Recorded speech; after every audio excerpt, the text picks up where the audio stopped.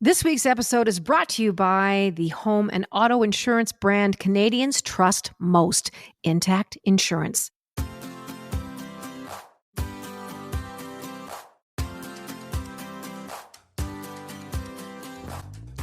Ask Us Anything episode on the Jann Arden podcast show. Hey, just came from my singing lesson. Sounds great. Caitlin Green, Sarah Burke. It's an exciting day. It's our Ask Us Anything episode.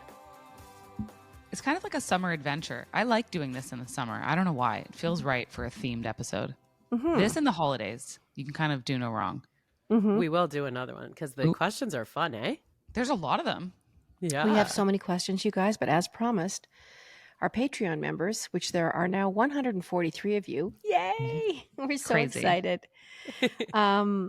We're going to start with the Patreon questions, and there's a lot of them. Caitlin and Sarah don't really know what I'm going to ask them, but before we get all, all crazy with the questions, is there anything we need to update from last week? Is there anything we need to discuss? I'm Caitlin, open you went to a podcast live tape yesterday. Maybe you want to tell us. So it wasn't a podcast live taping. It was a podcast live event. So other than our podcast, my very favorite podcast is called Sexy Unique Podcast, or SUP, which is a play on the restaurant title from Vanderpump Rules, Sir Sexy Unique Restaurant. And it's two comedy writers, Laura Shanehalls and Carrie O'Donnell, and they're comedy writers in LA. They are hilariously funny. They put on an amazing show. They did songs. Like, I laughed harder at this than I have at most stand-up shows. It was incredible. They had a slideshow. They're both from the US. They're talking about like politics in the US. They have the funniest take on pop culture and politics and everything. And then they do an episode recap of like a classic Vanderpump episode. And oh my God. And I paid for a VIP meet and greet beforehand. How much was that? It was $75. Oh God, ahead. That's nothing. It wasn't bad, and they were there, and like the crowd was so cool, and everyone is all in on like the vernacular of the show and all of their little catchphrases and inside jokes, and it was a super fun night, and it just was also very informative to me on like if we were to do a live event. I mean, obviously we could record an episode, but also they didn't record an episode. They just do this tour in the summer. And and so they just it's this living on its own content, and it was incredible. Fun. It was at the Great Hall, a very fun venue.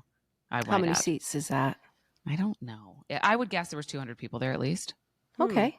Well, that's a nice size crowd. I think we're shooting for 300 or 400. Okay, great. Or we might have 20. We don't know. Or 20.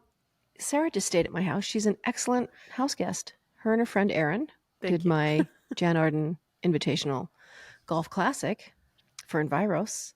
And they stayed here one night, and it was so fun. I made them a vegan meal. Oh, so good. It wasn't a meal, it was a meal.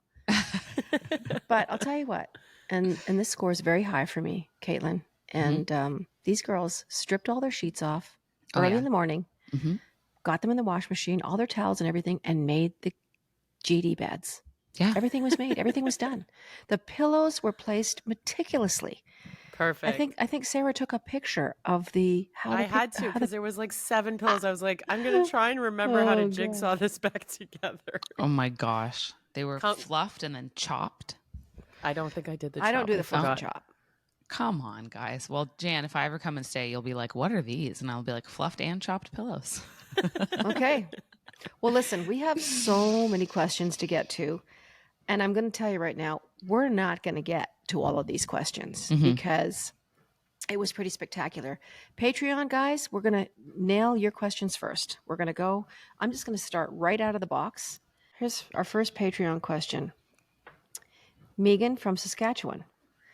Hello from Saskatchewan. Come back to Regina. I will. I'm going to get back there. I promise. You can bring the live podcast show here too. My question for all three ladies is, what do you do when everything in the world just feels like too much? How do you unwind and self-care? Caitlin, you're out of the gate. Ooh, I love reality TV. I love going into a place of complete isolation, and I don't want to read the news and I don't want any real life information. I want to hide away in the world that Bravo has created for me. And what else will I do? You know what? I really like ASMR videos. So that is a type of video where there's lots of ones where people like whisper and make weird mouth sounds. I don't like that as much.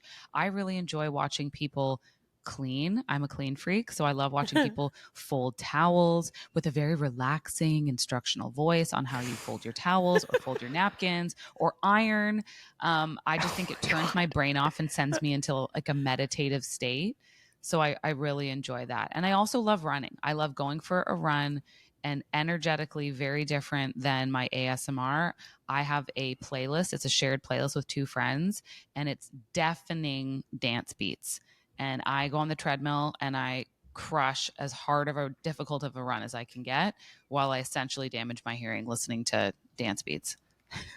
I think Treadmill that's a fair in trade-off. the building? Mhm, Do you have a gym in the building? Yes, we do. It's a great Okay. gym too. Oh, nice. Sarah, what's your answer to that? How do you wind down? Self-care. If it's in the middle of the day and I have other things left to do, but I can recognize I need a break, I will do the bike ride or get outside. Need to have like my feet in the grass or be able to see the water, things like that. So like a 1 hour bike ride usually cures all for me. And I will often do it as a lunch break to take a break from things if I need to. If it's like end of the day and it's about winding down and it's been maybe a tough day, I'm like a smoke a joint and listen to an audiobook type Ooh. person. I don't actually have many subscriptions or watch a lot of TV. Like I only have subscriptions when it's hockey season. Really? So I'm more of an audio person Like versus Sportsnet? exactly. Okay. And I do have Sportsnet like from the cottage. I'm stealing my parents' Sportsnet at home, so I don't really need it myself.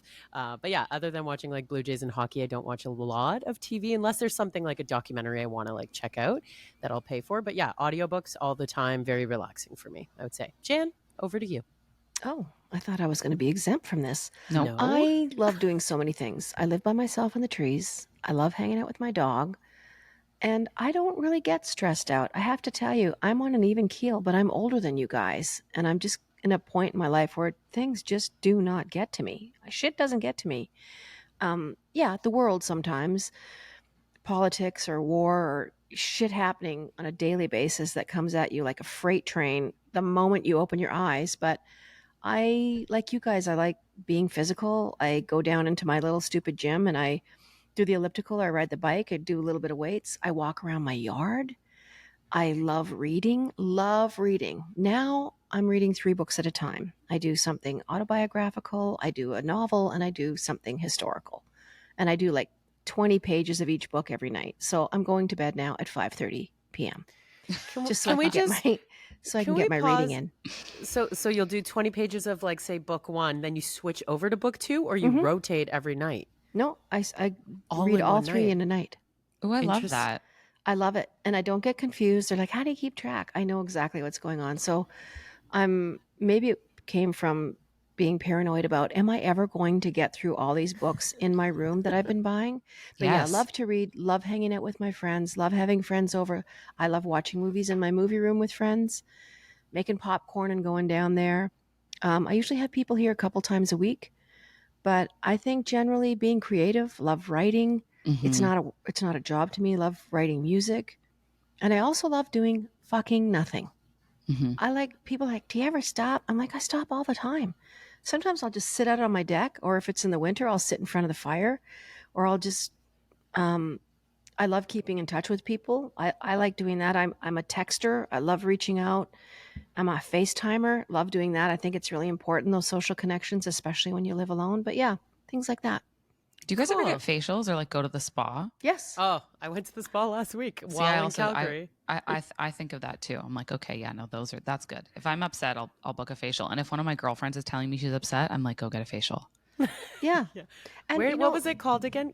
Kananaskis? That's We good. couldn't say it. That's the spa Kananaskis. in the mountains. Oh. We went before we came to Jan's with our girlfriend Danny, who was in the foursome, and it was like it's one thing to go to a spa and just relax, It's another thing to be able to see the mountains while you do it. Oh God, I could go right now. Okay, a whole change of gear here. This is from Deb, Patreon. Where are we going next? Hello, ladies. Have you ever asked for anyone's autograph? And do you still have it? Thought that was kind of a fun one. I don't think so. I have Ozzy Osbourne's autograph. You That's do? great. Do you still have That's it? funny. Yeah, we were doing a broadcast at Budweiser Gardens in London, that arena, when he came with Black Sabbath, the reunion tour, and I got my record signed. So that was cool. That's cute. Yeah, Jan? I have a few. Who was yours? I have Richard Carpenter's. I was at some kind of a publishing party years ago in Los Angeles, and Richard was there. Karen had already passed away. I think she passed away in 83, but I digress. And I went up to him and I had some sheet music from We've Only Just Begun. And yes, I brought it with me to this party. That's And nice. I had him sign it. And he's got the most beautiful, long, beautiful signature. I also waited in line for, I'm going to say 8 hours with my friend Anita at the Bay downtown in Calgary in 1976 for Cheryl Ladd. She was the new Charlie's Angel. Okay. And I got her autograph, and I was so ridiculous. I had been holding on to this little tiny piece of paper that had the address of the Red Dutton Arena, which is out in Springbank, and invited her to come and see our girls' hockey game. That's how ridiculous I was. Like, Cheryl Ladd was going to show up to the girls' hockey game. And the other one I have is Olivia Newton-John. And she just sent me a signed picture of herself. I didn't ask for it, but I'm so glad that I have it after I sang with her on a duets record that she did. That's really sweet. I've got them all. I still have all of them. I've got my Cheryl Ladd poster somewhere. I should put it up in the movie room. I have autographs. I just have never asked for them. Oh, I see. Yeah. You know, like I had an autograph. I have somewhere at my parents' house is an autographed album of Living Under June by you, Jan. Oh, yeah. Wow. Did I? Because I'm very flattered. My dad worked in in music for a minute. And I guess you had come around to, I forget what the name of this like entertainment company was, and done some like press and saw people at the office or whatever. And I really liked the album. And so he got it for me. And I thought that was very sweet of him. And when I was a kid, I had a bunch of old signed Blue Jays stuff. And I don't know where that is, like t-shirts and things like that. Cause I was a big Blue Jays fan. What am I talking about? I have every Blue Jays autograph. How did I forget? Well, you're being prompted. That's why we're having people ask us questions. Mm-hmm. You know, if I pulled out a bunch of records from my collection, I know like over the years, you know, just as you do an interview, someone like casually will like sign something for you if you had it in the studio. So I know I have a ton of those in there. The Aussie one just kind of stood out as like a big moment. But the Blue Jays, with their season ticket holders, they do this thing once a season usually where you can like go on the field and they'll do like a meet and greet with whatever players of that year. So over the years, you know, I've collected, I have one jersey that is basically all signatures that. Oh, impressive. I feel like we maybe any mounted signed it. balls? You got any signed balls? No signed balls, no. And I've never caught a ball, although my section definitely has received many balls. But yeah, I have a jersey that, you know, to be mounted and whatever when I'm done collecting. Mountain Jersey, are you? Mountain of Jersey. Frame and mount. Whatever. Okay, well, that's good. And here's another question. Hello, ladies. This is from Lisa Wakes. Lisa is a new Patreon member. Ooh. I Hi, just Lisa. became a member of your Patreon community and happy to be here. Great episode this week. My question for each of you: what is your top travel destination on your bucket list that you haven't been to? Japan. Yeah, Japan. that was quick. Number one. Can't wait to go. So excited. I'm like planning this trip in my head already. I know it's going to be a minute until we can go, but I cannot wait to see that country. I am so excited. I'm going to go top to tail, see the whole thing, eat all the food, go on all the trains, like see the big cities and the forests and hike. And I'm so enamored with Japanese culture. I'm very excited to go. I love that. Yeah. You can get champagne out of a vending machine. I love and that. shoes and like cheeseburgers. You can get anything out of a vending machine in Japan. They're just you can go into a restaurant, scan your credit card, and the food will like pop out at your table. They're- It's so automated there. Like The they're robots. eliminating people, which is really fun. Well, their food, their 7-Eleven food is so good that their egg salad sandwiches at 7-Eleven sell out usually before 10 a.m. every morning. They bring in a new stock of them and they are fantastic. They're like coveted the world over for being so delicious. I love Japanese food. I love how clean and orderly everything is. It really does it for me. So I'm excited to go. I also love going somewhere where no one speaks the same language as you because it feels exciting and shocking. Mm-hmm. So I'll have my Google Translate out. Sarah? New Zealand, I would say, but I would put I would put Japan. You know, I'd love to do like so many different spots. Like Japan would be right underneath it. New Zealand and Australia might be just on top. Just to think about, like, you know, we have that one listener who's like, oh, you know, when it's summer for you guys, it's winter for us. Like, I think that would be such a mind fuck and be cool to just live in that other dimension. I too am going to say Japan. And this Yes! is very bizarre. Chris and I were en route to Japan. So on one of my corporate jobs, because they didn't have a lot of money, I think it was a charity, they'd given us 2 tickets to anywhere that Air Canada flew. Oh. And then COVID happened. Well, Chris had bought me Japan phrases, Japan places to go, things to do in Japan, train schedules, like just really cool TripAdvisor stuff to do, not so much touristy things. And we never ended up going. So it was kind of a bummer. It was Damn March COVID. and we were going to see the cherry blossoms and all that kind of stuff. But my second place would be, and we will get there. I definitely want to go. It's easy on this side of the world, a little easier than it is for you guys because we just go straight from Vancouver. Egypt. There is a Nile cruise that they do. So imagine going, you don't have to deal with a hotel. You put your stuff on the bus picks you up at the airport. You put all your things on this beautiful little cruise ship that is like 60 people. You go down the Nile and then they take you to the Valley of the Kings and they take you to the pyramids and all the stuff. And I would love to do that. I think it's quite pricey, but hopefully one day I'll get there. So that's that question. Thank you, Lisa Wakes. That's our excavator answering that one. What's an excavator? Like Jann and her excavation. Like she my wants to always... archaeology mind. Do you mean Yeah. excavation? Oh, excavation. Did I say I Fuck. was like, escalator? No, I didn't say escalator. I said excavator. I know. Then you do. What is it? What? I need to look this up. No, but you know what? I have been It's talking about. excavator. I've been not talking S. about that because I had my swimming pool Yeah. excavated. They had to come and dig out all the clay that had been backfilled, if you can recall that. Good old Steve. Heather McGill, Patreon. Heather McGill, longtime fan. I'd be remiss if I didn't mention Heather. Hello, lovely ladies. You are all so amazing. Jann, what is one song that you would love to sing live that you've never performed in concert? I'll tell you right now what it is, Heather. It's a song called Pink. And I think I'm going to pull it out on my next tour. Somehow, some way. It's pretty extravagant. The production's kind of wild, but we'll figure it out. Plus, there's a giant choir in it. So I'll have to figure that out. And for the 3 of you, Heather is facing some major career decisions, and she is super anxious about them. How do you find the strength to do what you know in your heart is right, even though everything is very uncertain?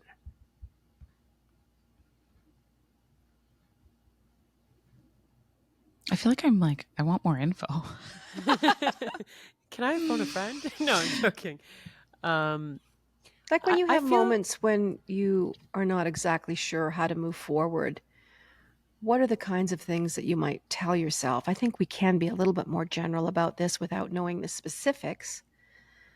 I know that I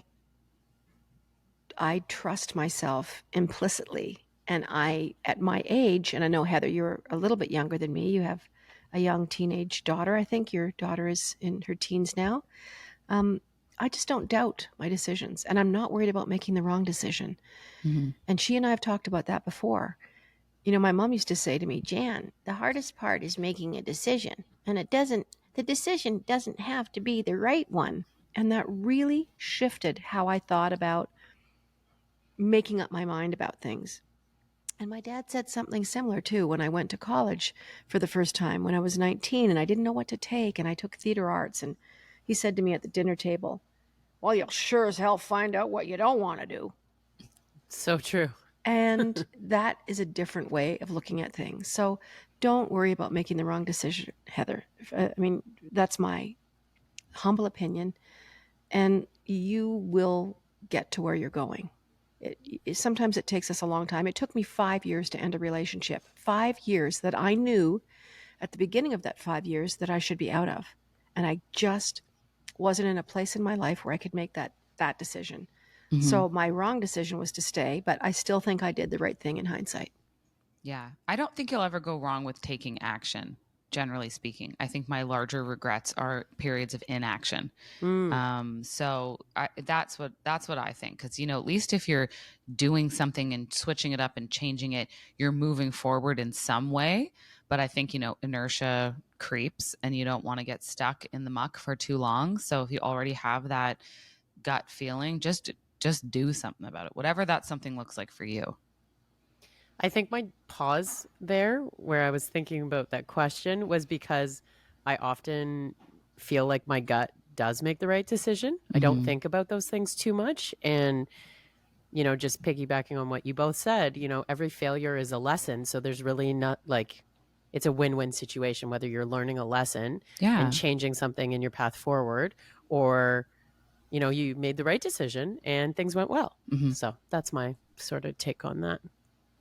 Heather, you hang in there and try not to worry and make sure you look after yourself. You're number one. My 92-year-old friend, Mary Ann Seeley, always says, who do we look after, Jan?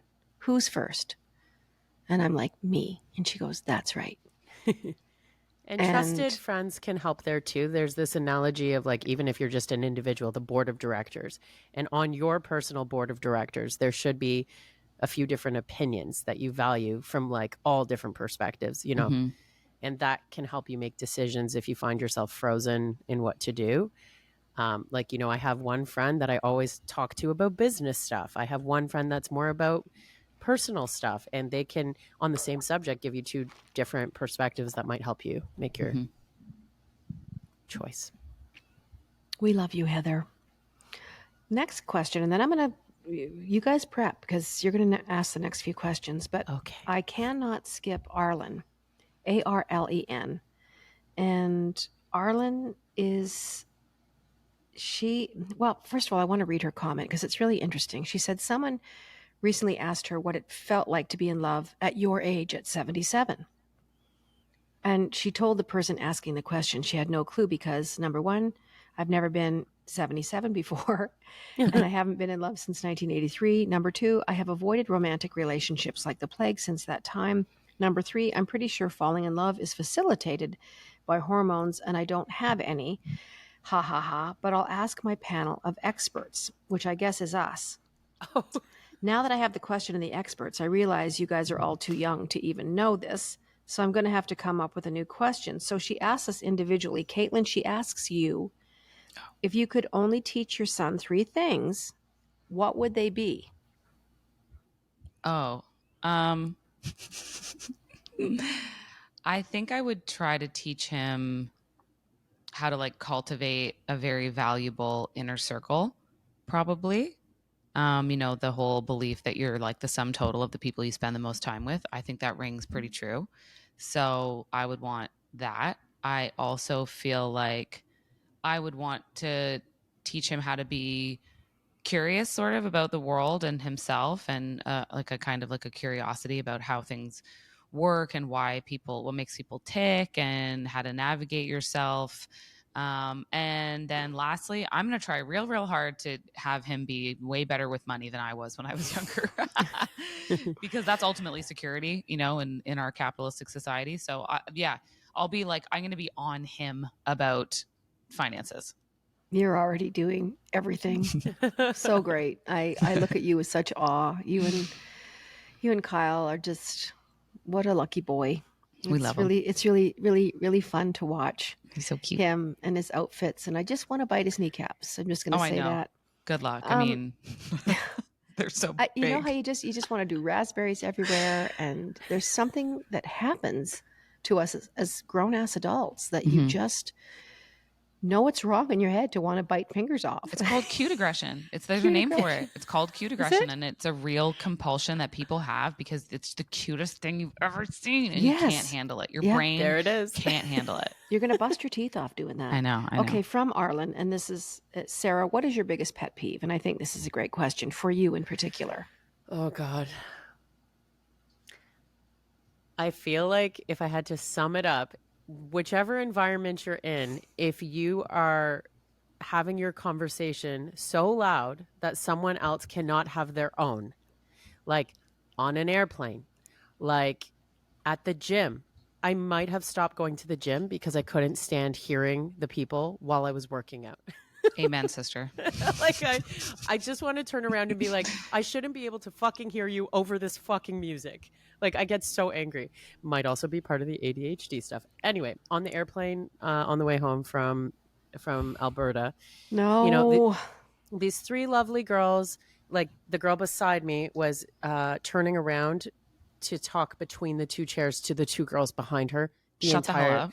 The entire flight. I had headphones in. I was editing a podcast and I could still hear their entire conversation. I could not. Anyway, that's my pet peeve. Oh my God, truly shut up, all of those people.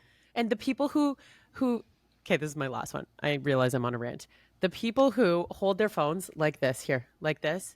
Like why? Why are you having... It's okay if you're doing Siri and sending a quick message back to someone, but if you're having a full-out conversation in public, like in the grocery store line, on your phone like this... On speakerphone. No, no, absolutely Nobody wants not. to hear your conversation. You're a sick idiot. Move on. Get the fuck out. Exactly. Yeah, okay, agreed. I'm done. Okay, love that. It's the guys pacing in an airport. They've got their earbuds in, and they're pacing around, and they're talking business shiz. And it's so goddamn loud. So I don't know loud. how they can be, and they only have one thing in. And before little earbuds came in, those goddamn Bluetooth things that were like giant, it looked like they were literally walking around with a phone stuck onto their ear. But it's just those guys with sandals with no socks or little shoes with a socket. I don't know why this The bothers driest me looking so calf much. you've ever seen in your life, and then cargo shorts. And yes. And they're just, and a very bad tattoo. It's Maybe so- a Tweety bird or, I don't know, something juvenile. Like, I don't know.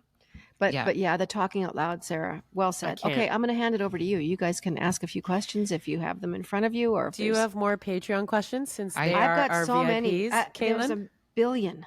Okay. I have some. Let's do okay. some of those and then we'll do socials. One is specifically from a listener named Jennifer.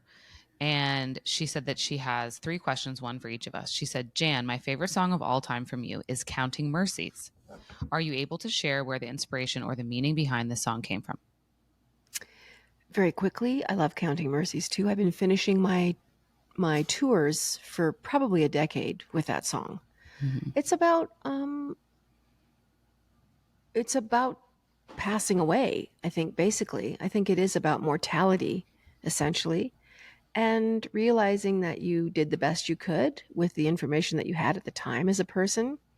How much I love and value my parents and their flawed guidance and their inability to also be perfect the whole time. Like, I'm able to look at that now as a grown-ass adult and go, man, they did the best they could. At the time, I was just mad about things my dad didn't do, or my mom kind of martyring herself a little bit. And now I'm just like, oh my God, they were people. They were worried about their own stuff. So that's essentially what that song is about. But thank you for enjoying it. Oh, I love that. Okay. And Sarah, she says, I know you like to golf, and I'm in the process of buying new golf clubs. My current clubs are from Canadian Tire, $150 circa 2007. What clubs do you use? Are they new? Did you have a golf fitting? Okay, so I would say that like when the next big check comes in, I would 100% go get fitted. Like 2 of my girlfriends this summer got fitted and have their new clubs, and it is changing their game completely. And I'm so jealous. But like the realistic investment there is like $3,000. So, I at the beginning of the pandemic lost my clubs. I don't know how it happened. I think it was when I went to take my car in to get my winters off. No. And Just back up a bit here. yeah. How do you lose a set of fucking golf clubs? I know, but this is This is classic Sarah. So they were either taken out of my trunk when I was getting my winter swapped out, or because I helped a friend move and she was using all these, storage buckets from my storage unit downstairs. I might have taken the clubs out and not put them back in. Might have been my fault. Anyway, so this prompted me to get the current set I have, which are magnolias. And they are actually, what's the brand with magnolia? Either way, I was going to tell you, do not buy the magnolias because they are so dunged up. Like, it's like they can't even take a friggin' golf ball. So I'm sad that I got those and I want new ones. At the Jann Arden Invitational, I used a set of, I think they were TaylorMades, and I really liked them. But I honestly think you have to, like, the fitting is, they help you with your angles and everything. So it's a totally different situation. But most golf clubs that are like $500 to $700, if you're just playing like, a couple times a month, you're going to be totally fine. Like, I wouldn't stress about it. If you're like joining a ladies league and super crazy about it, then you want to invest. So I have to ask you this, Caitlin, before you go, because I know you won't ask yourself a question, but this is from Amy F. Patreon. Oh, hi, Amy. Being on the radio for so long, what was your favorite on-air radio moment from your radio days? And on the other side of that coin, what was one of your most embarrassing moments? Amy F. Patreon. Love this on question. air. Okay, so on the air, this one's a combo. When I was still kind of behind the scenes on Chum, we had an interview set up with Prince. Prince was doing some phone-in interviews, and normally what happens when you have a phone-in interview is there's like 10 layers of PR or outlet management or whatever between you and the person. So, they call in, hey, we have Prince on the line. Then Prince's PR comes and they tell you all the stuff you can and can't ask him, points you have to hit, ask you for timing, blah, blah, blah, blah. If they even have to wait 30 seconds, sometimes they like say, okay, well, we'll call you back. Like, they're so important. They can't even wait 30 seconds on hold. So we're aware the phoner's happening at like 8:10. So I'm like, okay, so we have a hotline in the studio. The hotline rings. It's like the bat signal flashes in the studio being like, oh, there's, it's starting. Everyone's on pins and needles. And I answer the phone and I'm like, hi, Chum Studio. And it's just friggin' Prince right away. And he's just like, hi, it's me. And it's exactly the voice. Like, I swear to God, purple smoke came out of the receiver of the phone. It was just a treat. And like, that's kind of what purple smoke. And he was just, I was like, oh my, and I said, oh my God, is this Prince? And he laughed and was like, yes, it's me. And I was like, oh my God, I couldn't believe it. I was just tickled, and he was wonderful. And he had that wonderful smooth voice. And he was, he knew the value of still doing radio interviews. And he obviously is familiar with Toronto. We had a house in the Bridle Path, and just so that was like magic. That was very, very cool. And also too, I always found like when celebrities were down home, that always impressed me. I always remember that. Like, Michael Cera came by himself in like a neon orange toque and wanted to come with me. I offered to make him some coffee from our terrible coffee makers. And he was like, I'll come with you, and like walked with me and like wanted to see the coffee maker. And we were like cracking jokes about how gross it was. And he drank the coffee anyways. And he came on the air and talked about how he used to listen to Beat the Bank. Like, he was just the regularness of Michael Cera. And this was when he was like, it was a big deal for him to be coming at the time. So that I really liked. Most embarrassing, I don't know. I can't remember. Like, when you pronounce something wrong on the air, you feel Foo pretty. farters. I've done that. You said that? The Foo Farters. Yep. Oh, so that I haven't done. I'm never going to say Foo Fighters again. I'm going to say Foo Farters. We've rebranded them officially I in this love moment. the Foo Farters. I'm trying to think. It's like, it is something by the wrong. It's when you call someone, usually it was a tennis player. It's a tennis player with like 50 consonants in their last name. Oh God. And I had to say their name. And the thing is, the sickos out there who can't wait to call and say, you said that wrong. I'm like, well, let me get right on processing your refund for the free radio show we're doing. Yeah. So anytime you do that, you do feel like a full idiot, and you come back on the air. So if you get something wrong, you do want to correct it. Like, you don't like to get something wrong. But I can't think of a specific one. Like, if I didn't have Foo Farters, I wish I did. I have to tell you guys these. I know I wasn't asked, and I'm sorry, but No, I no, feel this like I is have what to these tell you. conversations are about. This is what makes them fun. It's that prompts us all to Yeah. think of these things. Okay, so just a quick one. It's always music because I did so many years of music radio. Led Zeppelin has a song called Jermaker, and it's D''Year, and then the word maker. So Sarah Burke, circa 2009, doing her first like 6 a.m. radio show on a weekend Saturday morning, says, Dyer Maker. Here's Dyer Maker on FM 96. Yeah, the call came in within 3 seconds. And Yeah, people want to jump on any kind you of mistakes feel you make. red. Like you're like, no one's here, but I'm so embarrassed, right? Like Totally. it's terrible. And then I also ruined Christmas one time for a child who was in the car when I was doing a bit about Santa. I know. And That's now the that cardinal rule of radio. I know, but it was also a classic rock station, so I just wasn't anticipating the listener. Anyway, oh my goodness. Oh It's my funny because goodness. I wouldn't have thought of that when I got started in radio. And Yeah. I then realized that the magic of it all was that you play along with all of those like things. And so You have to. but that was it. Like, if that's not explicitly told to you, it is not something you're naturally aware of as an adult. And so I remember Roger and Marilyn and our program director would all, you knew seasonally what you were and weren't saying. Like, just have a pep talk with the Jew before she starts radio, please. That's fair. That's fair. You know what? That's your program director's fault. Anyway, yeah. Okay, so more Patreon questions before we move on? Yeah. Do we have a few more? Yeah. Oh, yeah, we got more. I more, got baby. so many sitting in front of me. It's crazy. Okay. Me too. In general, this was interesting. And I'll just throw this out there. I'm going to sort of condense this into Carrie from Patreon, Karri. Thank you very much for your question. And thank you for signing up for our Patreon. Generally, a lot of people, like I'm going to say 25 people have asked us who we would have dinner with, dead or alive. Yes. So I'm going to yeah. condense that question. So who wants to start? You start. Well, gosh, I just have so many. And don't make fun of me because you said dead or alive, Carrie. Ellen and Stephanie also asked that question too. So just throw them in there. So yes, to all you people that asked us similar along those lines, who would you have at your dinner party? I'm gonna dig back in history. I'm going to say Henry VIII. I think that would be so mind-boggling to sit in front of this man, 400-pound man with a red beard and a really weird-looking dude with a stinky leg because he had boils and I was just going to say a leg that never healed after a jousting accident. But I won't bore you with all the historic details. Him, Elizabeth I, which was his daughter through Anne Boleyn. So that would have been like outrageously cool. And I guess I should say somebody modern. Bette Midler, of course, is always very high on my list. And one other person, I'm going to just throw one more out there that I'd love to have dinner with. Oh my gosh, there's so many people I'd like to have dinner with. Celine Dion. Oh, there you go. And we have a Celine question coming.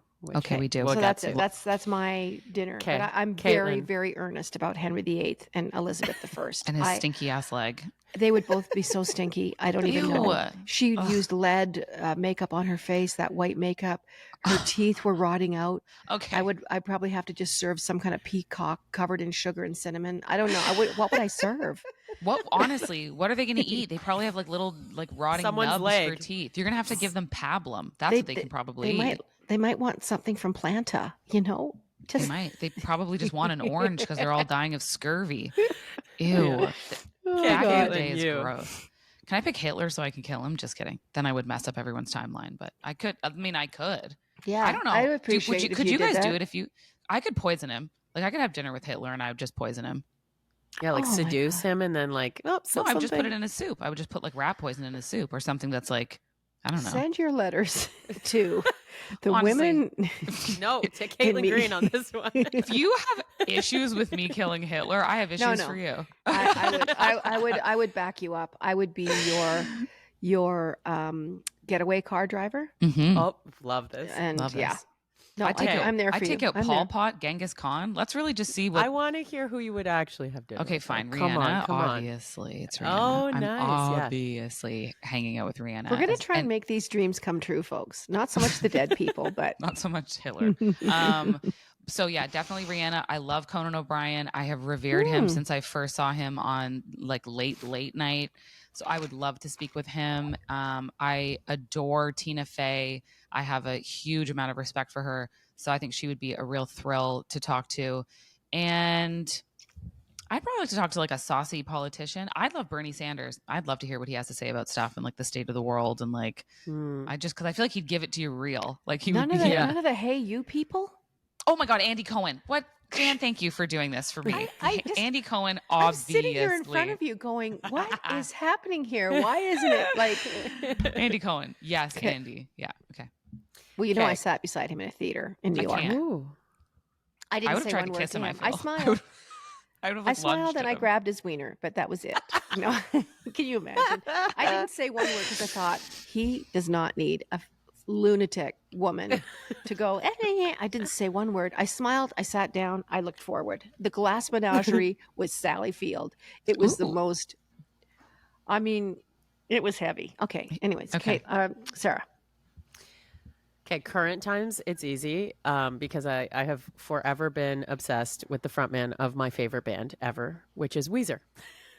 Oh my God, Rivers Cuomo. Rivers Cuomo is my little nerdo. I would die to have it. Like, and he is a brilliant genius. Went to Harvard, but has this rock band. Hey. So I just think having a conversation with him over dinner would be amazing. I just tell him to play Pinkerton again, but he won't. I love that's my favorite record, obviously. And I have interviewed the rest of the band, but not him. So still on the bucket list. See what happens later in life. We're gonna make that happen. We're gonna try. Okay. So this is like a dead or alive situation that from the past. One of my grandmothers, my mom's mom, passed away when I was like really young. Like I think I was 5 years old, if I have it correct. And I just would have loved to learn more about her and my mom because I had the privilege of having my other grandparents until university. So I just would have loved to learn more about her and my mom growing up, like my mom as a kid. That's the sweetest. That's very cute. And yeah, my grandfather who fucks with the lights in my place that you guys have heard me talk about, like, come on back for dinner and tell me what you think of life now. Like I would, I just think about those things sometimes. So those are mine. That's now you make me feel like I should be saying my mom and dad. Well, we know that you would anyway. I feel like that goes on, without you having Jan, to say don't feel it. bad. I said Hitler. Like if anyone needs to. I mean, mine was for killing purposes, but anyways, I digress. Okay, we'll move on to some social media stuff. Okay. Oh my gosh, here's another music for 43 minutes and 15 seconds. It's okay. Okay, so Darren from New Brunswick would like to know, Jan, what inspired the song Was I Ever 13 on the last album? Oh, it's about my mom and dad, my dad's alcoholism. Was I ever 13 living in my parents' house? So that's how this song starts out. And I really was. I was reflecting upon, oh my God, my mom and dad were young. I was in the house ironing in my mom's ironing room, watching Star Trek and eating generic salt and vinegar potato chips from Co-op and Pop Shop Pop. And there was like a storm cloud in my house all the time with my dad. And my mom was always trying to mitigate his behavior. And that's what that song is about. It's about the tumultuous times of growing up and actually reflecting back.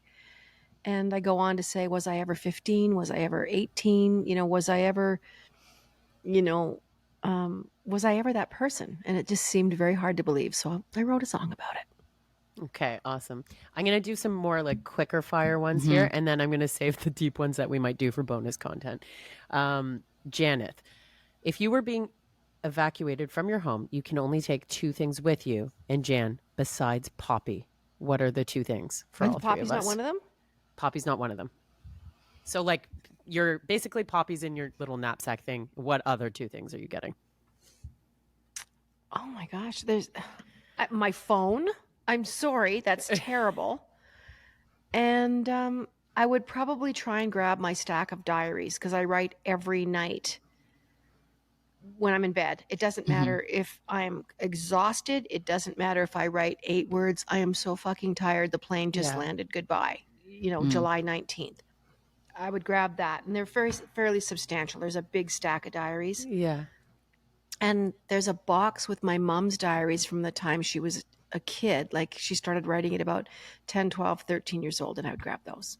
Everything else, I Wow. guess, it would just be, it doesn't matter. But those things are irreplaceable. They're not on the cloud. They're not on the cloud. They're not on the cloud. That's That's a true. great name for an episode title. We should bring that back. Caitlin, how about Well, I'm assuming if we replace Poppy with Will. you? With Will. Yeah. And, like He's Kyle. with Will you. and Kyle He's- are coming. Will and Yeah. Kyle are I'm assuming they're Okay. You're They're carrying them both out. They're strapped to my back. We're going full backdraft Yeah. for me. Well, we have Sam's ashes here at our house. Oh. So he has his own little area. So I would take his ashes and probably the painting of us with him that we had commissioned.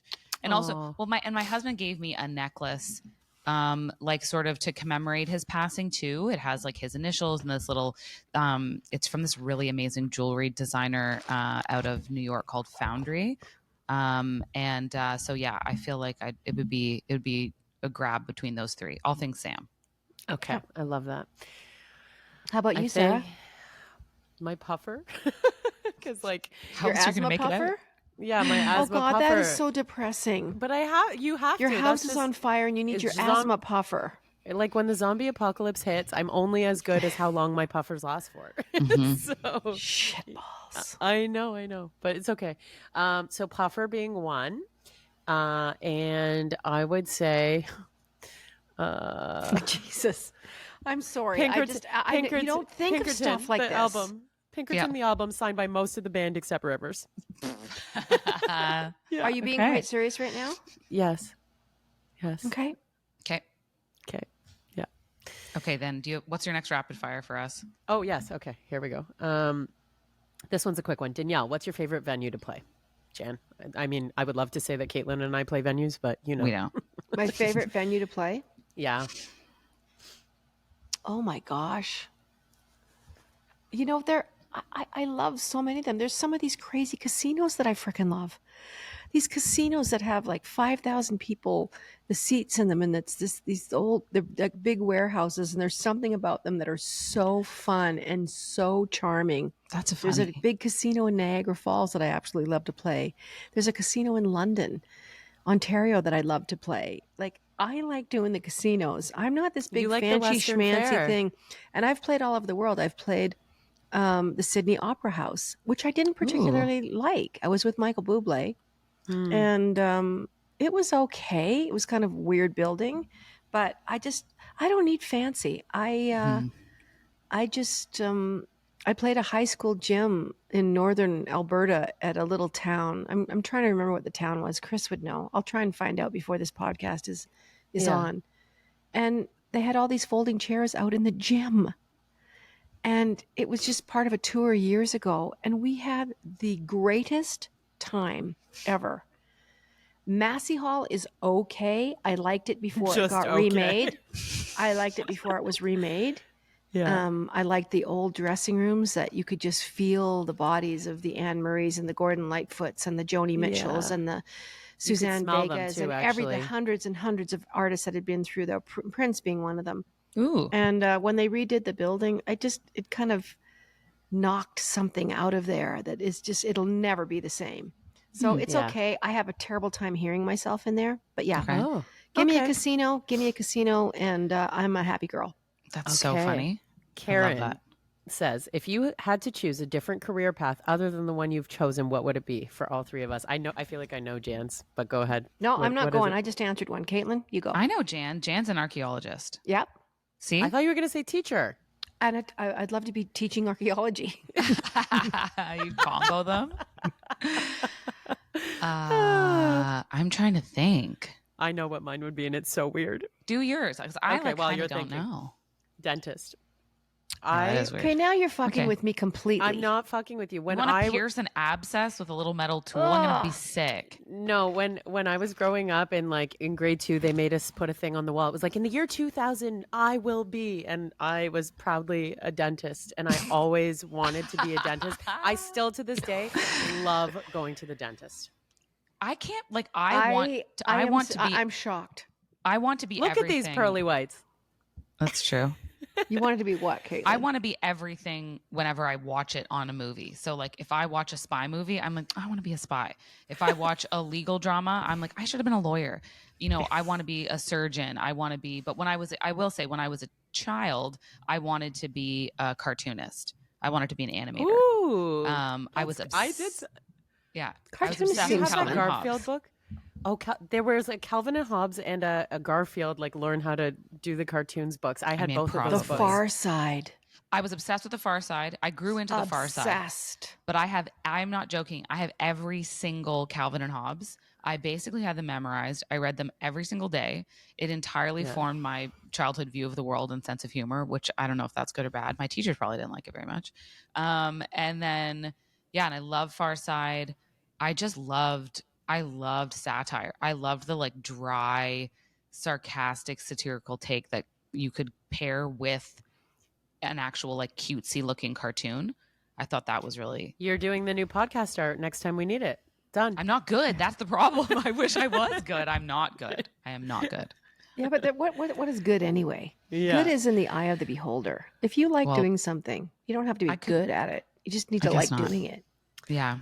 Okay, so I'd hire you to be my PI. Go ahead. This is time sensitive. This is Timely from Timely. Maddie on Twitter. She says, thank you for the laughs as always. There is hope in the us, or in the U.S. Sorry, in the us. There's hope in the U.S. Thanks for all the info about The Voice and love Michael Bublé. Can't wait to hear your thoughts on Celine at the Olympics. I was really emotional watching her sing. I can't imagine the preparation. Oh my God. The work that went into the rehabilitation that she did. She worked her ass off, both physically, mentally, spiritually, every way she could to get up there. Because as we know from watching, if you've watched the documentary, I Am Celine on Amazon, you know that anything could trigger her having these spasms. Excitement and being in front of a large crowd, standing on the Eiffel Tower, I would imagine I'm getting goosebumps just thinking register on that front. Anyway, she just got up there. She looked stunning. Her hair pulled back, that beautiful. And I just felt like she was so proud and relieved in that moment to be able to pull that off. And it was incredible. You're never done till you're done. And she's going to decide that. And it was stunning. Yeah, it was. I'm very, very proud for her. And it's very inspiring. So yeah, it was pretty damn great. Here's another Olympic one. Oh, did you, before we move on, did you want to comment, Caitlin? Yes. Oh my God, please I do. just loved it. I just loved it. I mean, it's the exact same thing you just said. I loved it. The fashion, the drama, the location, the comeback for her. Jeez. Incredible. Yeah, she's an inspiration. Just can't get enough. So this is a follow-up on Olympics from Rachel. She's based in Hamilton. She wrote us on her website. What are your thoughts on Summer McIntosh, winning the first medal at the Olympics? Do we have any Olympic athlete stories? And what did we think about Celine's performance? So we covered Celine. Yeah. Have you guys been watching glued? the Olympics? Me neither. I haven't been watching. I don't know. I don't know anything. I don't know. I think it's incredible what these young people do. Yeah. I mean, I should sit down and watch for a few days, but I've honestly just been so busy around here, and I was busy on the weekend, and I had company, and I know that sounds awful, but I don't know much about them. I couldn't tell you who won what where. Listen, I'm still fucking getting over the goddamn Canadian soccer team flying a drone over somebody else practicing. Well, let's call it the coach. It wasn't the team, and the team is suffering a lot for it. The coach I would say that flew a drone over. So that was my big splashy Olympic moment. That's what has lingered for me, which is shitty, but that's the media for you. That's what I got. Yeah. As all of this drama is unfolding, that they still were able to beat France, which is interesting, on Sunday. Are you talking about the soccer team? Soccer team, yeah. So just imagine being one of those players. This cloud is following you around, but you're at the Olympics and you've trained your whole life for this, right? So I just can't imagine being in that position. So that's my comment on the Olympics. Well, watch it. Yeah, I don't. I'll get on that. I don't know. Listen, when they included skateboarding as in an Olympic event. Some of the things that are like beach volleyball, I'm lost here as an Olympic event. There's events that are in there that I is that an Olympic event? Like, I don't know. Let's enter next year for. Is air hockey going to be an Olympic event? Like two people with the paddles on an air hockey machine, It and might already be. Like, who knows? Half the We stuff did- I see people and doing in that's the terrible. Olympics. No, but People it's are gonna- true. It's There's representative some- of a certain segment of the population of which I am a member. Like, I'm impressed that people do it, but I'm Yeah. also like, okay, like you're like, it's like you're the best at exercising. Like, I don't know. It's just sort of like there are it's a some bit cool lost on me. sports. There's like, the big story we're around. the wrong people to ask. I know. Obviously. I'm sorry for.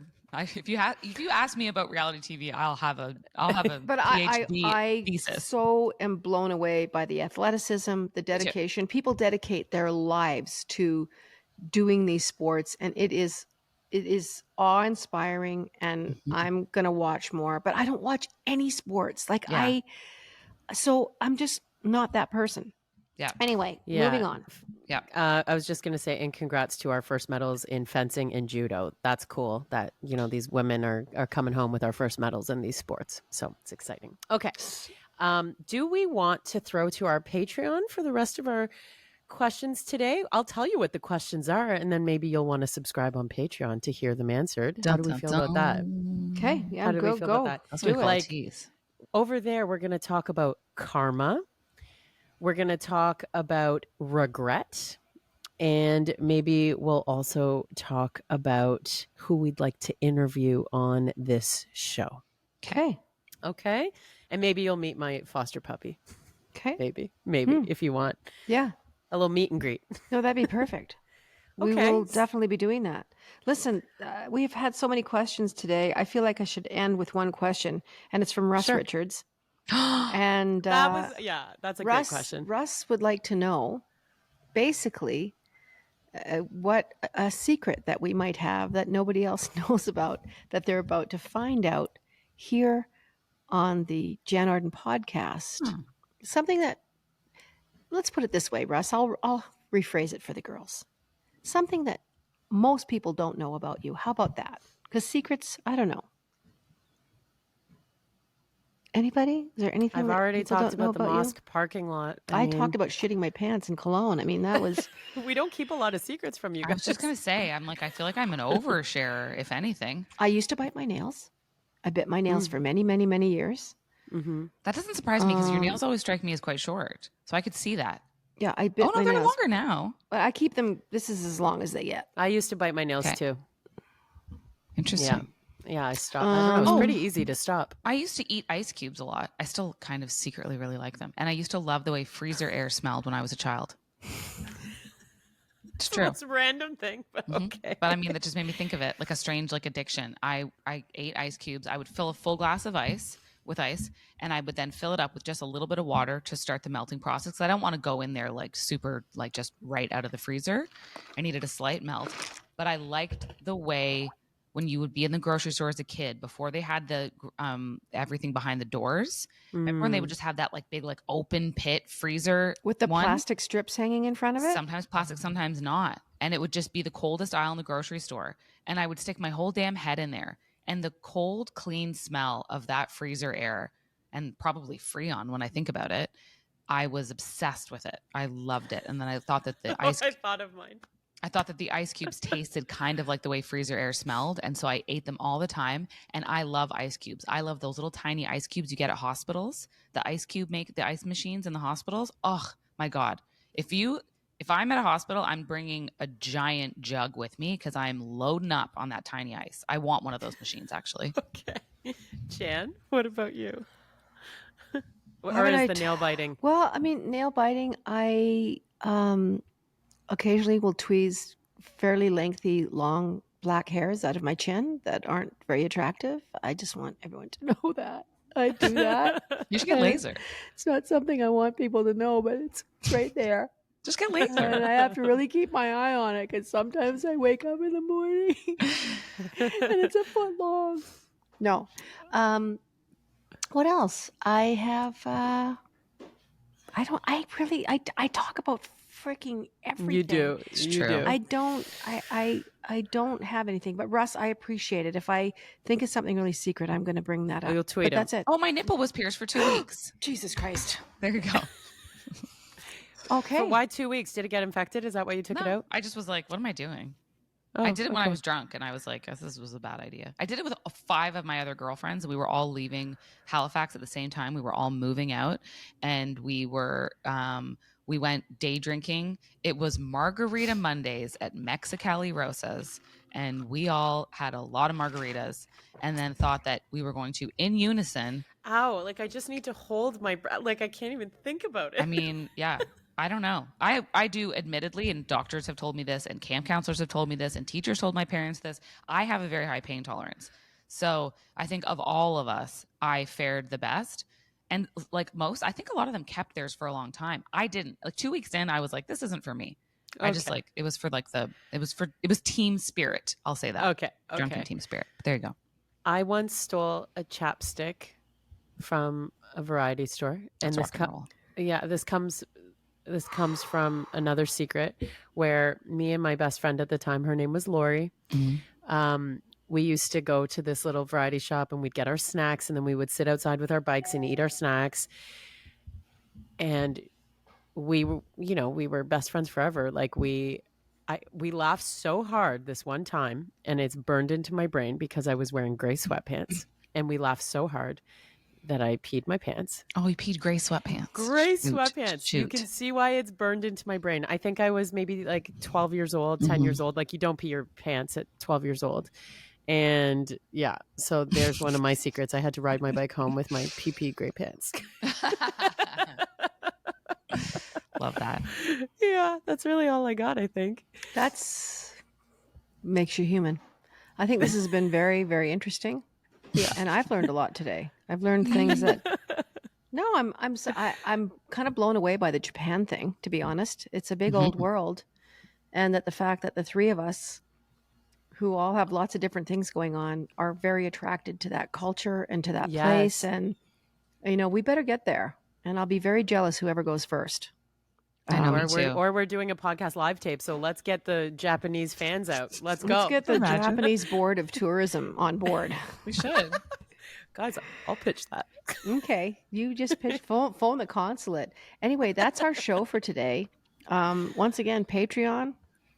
You can sign up for $3 or $5 a month. We're going to have a live event. Chris and I are actually sitting and discussing venues and stuff this very week. And we're going to get that up and running and find the venue. We're working on the t-shirts. We have to decide on a design, and then we're going to go ahead for that, because the first 50 people that sign up for our Patreon are getting a free t-shirt. And then we're going to let you give your opinion. We'll let you vote on which designs you like. Yeah. Are we going to do that? We need to get on that. I just decided we'll do it. We should just decided just now. We just say stuff and then have to do it. But we appreciate it so much. We appreciate your support. We appreciate all these questions, and we're going to do this again. We'll try and do maybe a holiday edition of Ask Us Anything, which I think would be really super fun.